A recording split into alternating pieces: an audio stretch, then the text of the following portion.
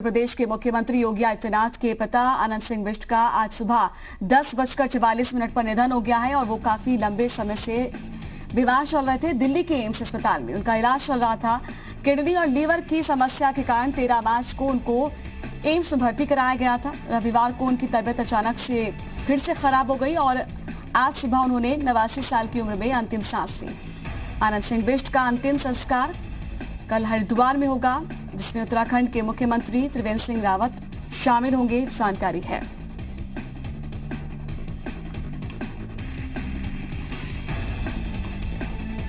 तो उत्तर प्रदेश के मुख्यमंत्री योगी आदित्यनाथ के पिता आनंद सिंह बिष्ट का निधन हो गया है। लंबे अरसे से बीमार चल रहे थे और दिल्ली के अखिल भारतीय आयुर्विज्ञान संस्थान यानी कि एम्स में वो भर्ती थे। उनका इलाज वहां पर चल रहा था। जहां एक तरफ सीएम योगी के पिता ने दिल्ली के एम्स में अंतिम सांस ली, तो वहीं पर दूसरी तरफ कोरोना के खिलाफ जंग को लेकर अपने कर्तव्यों का पालन करते हुए सीएम योगी ने लखनऊ में टीम 11 के साथ बैठक की। दुख की इस घड़ी में भी सीएम ने प्रदेश की जनता को ही आगे रखा। तो देखिए, दो तस्वीरें आप देख सकते हैं। 10:44 पर उनके पिता के निधन की खबर आई, लेकिन उसके बावजूद भी उनकी ये बैठक जारी रही। एक तरफ उनके लिए दुख की घड़ी और वहीं पर दूसरी तरफ उन्होंने अपनी जिम्मेदारी को भी समझा। जो बैठक चल रही थी उसे बीच में खत्म नहीं किया, बैठक चलती रही। हालांकि जानकारी ये भी हाथ लगी है कि जैसे ही उनको ये खबर लगी तो कुछ देर के लिए वो स्तब्ध हुए, लेकिन फिर वापस जो है आगे बढ़ते हुए उन्होंने बैठक को जारी रखा। तो 89 वर्ष की उम्र में उनका निधन हुआ है। लंबे समय से लीवर और किडनी की बीमारी से वो पीड़ित थे। उत्तराखंड में फॉरेस्ट रेंजर के रूप में वो अपनी सेवाएं दे चुके थे और साल 1991 में वो रिटायर्ड हुए थे। सेवानिवृत्ति के बाद अपने पैतृक गांव में ही वो रह रहे थे, यानी कि रिटायरमेंट के बाद वो वहीं रह रहे थे। पौड़ी जिले के यमकेश्वर के पंचूर गांव में वो रहते थे। तो एम्स में भर्ती रहे आनंद सिंह बिष्ट को देखने के लिए रविवार की रात को ही भाजपा के अध्यक्ष जेपी नड्डा पहुंचे थे। और जानकारी ये है कि डॉक्टर हर्षवर्धन भी वहां पर पहुंचे थे और उनके अलावा गृह मंत्री अमित शाह, पार्टी के संगठन महासचिव बीएल संतोष वहां पहुंचे थे।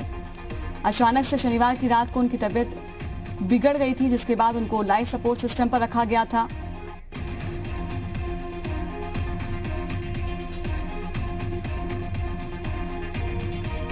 तो लगातार हमारे रिपोर्टर हमारे साथ बने हुए हैं और राजीव फिलहाल इस वक्त आप तस्वीरों में देख पा रहे हैं। राजीव, एक महत्वपूर्ण चीज कि वहां जब एक खबर ये थी कि उनके पिता का निधन हो गया, उस वक्त भी उनकी मीटिंग चल रही थी, क्योंकि 10:30 के लगभग ये मीटिंग शुरू हुई थी। फिर भी उनकी मीटिंग चलती रही, यानी कि यहां पर भी मुख्यमंत्री योगी आदित्यनाथ ने अपने कर्तव्य को महत्वता दी है। वो जानते हैं कि प्रदेश की जनता की भी जिम्मेदारी उनके कंधों पर है।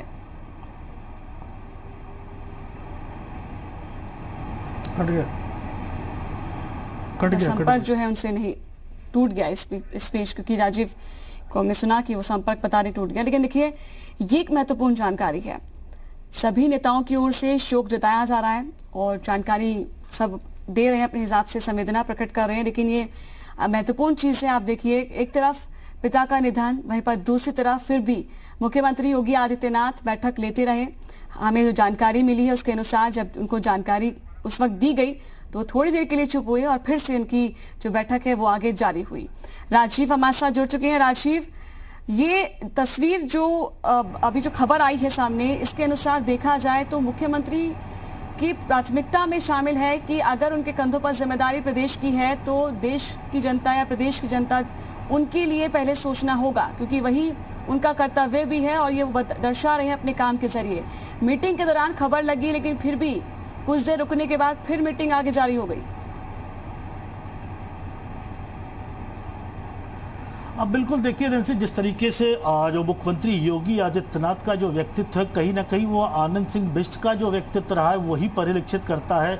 अभी कुछ देर पहले मुख्यमंत्री योगी आदित्यनाथ ने अपने एक वक्तव्य में भी ये बात कही है कि जिस ईमानदारी और जो समाज की सेवा की जो सीख आपने दी थी उसी को आगे लेकर के बढ़ रहे हैं।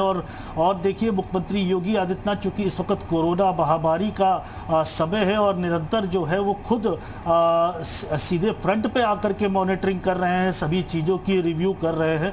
ऐसे में वो कल जो अंतिम संस्कार है उसमें भी उपस्थित नहीं रह पाएंगे मुख्यमंत्री योगी आदित्यनाथ।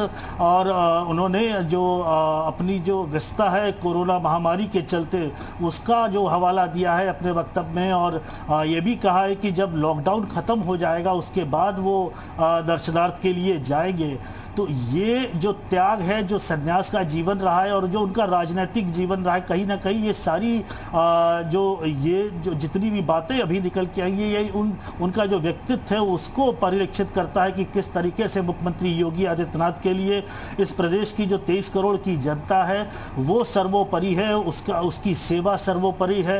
नर सेवा नारायण सेवा की जो बात करते हैं मुख्यमंत्री, वो सर्वोपरि है। और वो आज दिखा भी रहे, क्योंकि मीटिंग के जब चल रही थी टीम 11 की, उसी दौरान इनको सूचना दी गई कि उनके पिता का निधन हो गया है।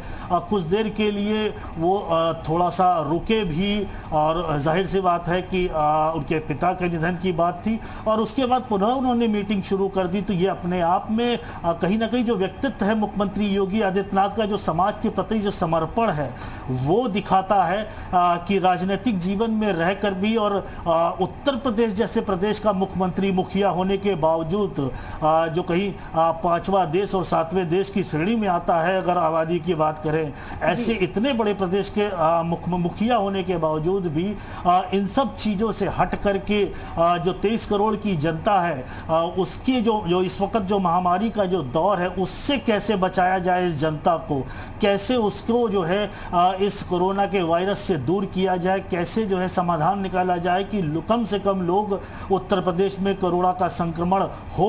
ये जो व्यक्तित्व है ये शायद कहीं ना कहीं जो आनंद सिंह बिष्ट जो इनके पिता हैं उससे लिया हुआ दिखाई देता है, क्योंकि वो भी जब रिटायरमेंट के बाद से समाज सेवा में रहे और लगातार पंचूर और उसके आसपास के गांव में जो वहाँ के युवक थे उनकी पढ़ाई के लेकर के चिंतित रहते थे। एक विद्यालय था उसको भी देखते थे लगातार, उसमें उनका यही कंसर्न रहता था कि जो गढ़वाल क्षेत्र के जो लोग हैं, जो पौड़ी क्षेत्र के जो लोग हैं, उनको जो है जो हायर स्टडीज़ है उसके लिए दूर ना जाना पड़े, इसलिए वो लगातार उसकी सेवा में लगे रहते थे, उस विद्यालय की देखरेख में लगे रहते थे। तो वो जो व्यक्तित्व था आनंद सिंह बिष्ट का वही परिलक्षित होता है, उसका प्रतिबिंब दिखाई देता है मुख्यमंत्री योगी आदित्यनाथ में।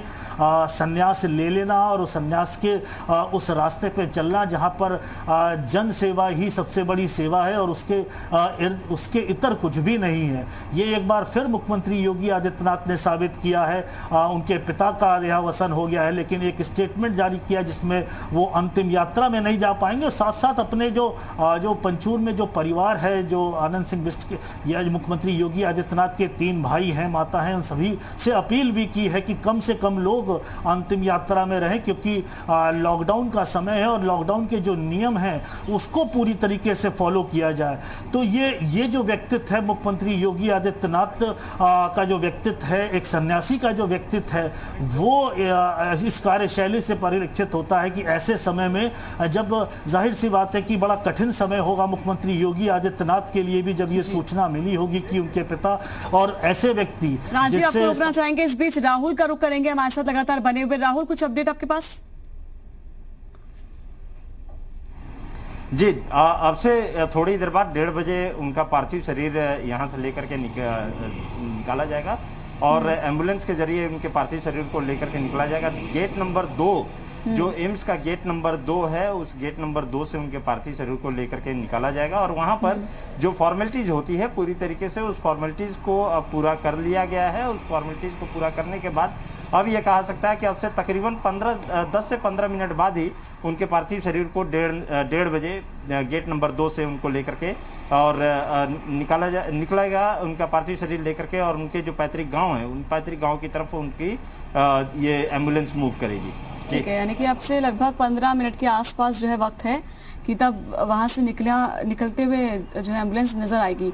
नजर बनाए रखिए राहुल, वापस आपके पास आऊंगी। राजीव, एक महत्वपूर्ण चीज और, आनंद सिंह बिष्ट, उनके पुत्र अजय सिंह बिष्ट, शायद बहुत से लोग जानते भी ना हो या जो लोग जानते हो वो भूल भी गए होंगे कि योगी आदित्यनाथ का जो नाम है वो अजय सिंह बिष्ट रहा, लेकिन बाल्यकाल में ही उन्होंने अपना जो है परिवार त्याग दिया और वो वहां पहुंच गए गोरखपुर में।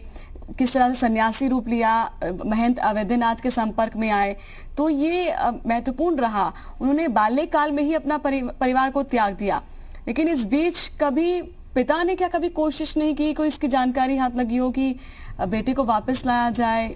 और क्या कभी पुत्र ने, कभी उनका मन ऐसा नहीं हुआ कि पिता मैं वापस अपने पारिवारिक जीवन में जाऊं? ऐसा कभी कोई खबर नहीं आई शायद। देखिए, एक बार जब संन्यास मुख्यमंत्री योगी आदित्यनाथ ने ले लिया और संन्यास की उस दीक्षा को भी, उस जो रस्म थी उसको भी पूरा किया था। जब वो घर पे जा करके भिक्षा लेकर के आए तो जो सन्यासी का एक कर्तव्य होता है, उसके बाद से मुख्यमंत्री योगी आदित्यनाथ सदैव ही जो है गोरक्षपीठ में उत्तराधिकारी के तौर पे रहे। महंत अवैधनाथ ने उनको 1995 के करीब जो है उत्तराधिकारी घोषित कर दिया था और तब से वो उत्तराधिकारी के रूप में रहे। ग्रेजुएशन की पढ़ाई कर रहे थे और ग्रेजुएशन अभी 3rd ईयर शायद बाकी था जब वो मुख्यमंत्री योगी आदित्यनाथ उस वक्त जो अजय सिंह बिष्ट थे वो गोरखपीठ पे आ गए और वहाँ पर जब दीक्षा ले ली थी उन्होंने परिवार ही नहीं त्यागा, उस नाम को भी त्याग दिया जो अजय सिंह बिष्ट था। और वहाँ पर से वो योगी आदित्यनाथ का नामकरण उनका हुआ और उस नामकरण के बाद से वो सदैव जो है गोरखपुर और गोरखपुर के लोगों के लिए, पूर्वांचल की जो जनता थी, जो पूर्वी उत्तर प्रदेश के लोग थे, उनकी समस्याओं का समाधान करने के लिए हमेशा आगे रहे। और एक तरीके का सुबह से बैठ जाते थे मुख्यमंत्री योगी आदित्यनाथ, जब वो सांसद नहीं हुए थे उसके पहले से भी वो बैठ करके लोगों की समस्याएं सुना करते थे। और फिर उसके बाद 1998 में सांसद, पहली बार जो सांसद बने, सबसे कम उम्र के सांसद बने थे उस वक्त की लोकसभा में, और उसके बाद लगातार 5 बार सांसद रहे।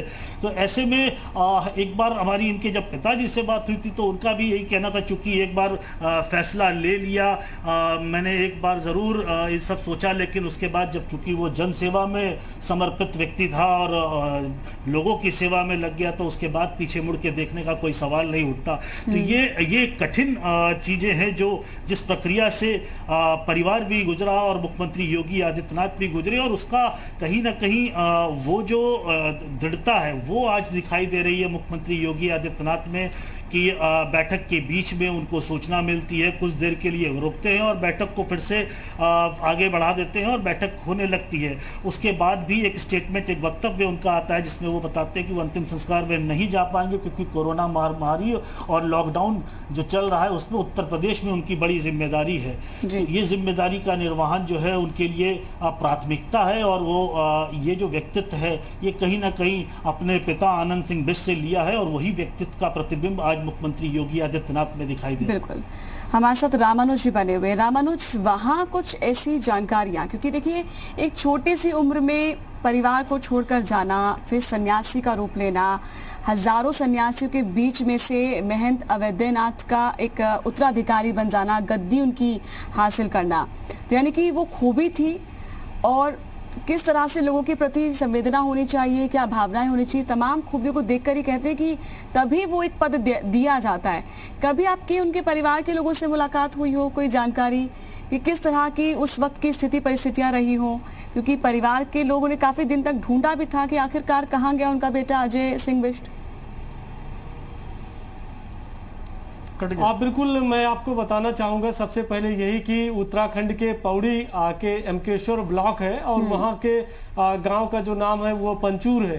पंचूर एक ऐसा इलाका है कि एक साइड में अगर आप देखेंगे तो ऊंची पहाड़ियां हैं और नीचे वो गांव है। उस गांव में जब भी लोग जाते हैं तो वो पैदल जाना पड़ता है। आज भी सड़क मार्ग से उतर करके वो उनके गांव तक पहुंचते हैं। तो पंचूर में ही पैतृक गांव है और आनंद सिंह बिष्ट पूरे परिवार के साथ वहीं रहते थे।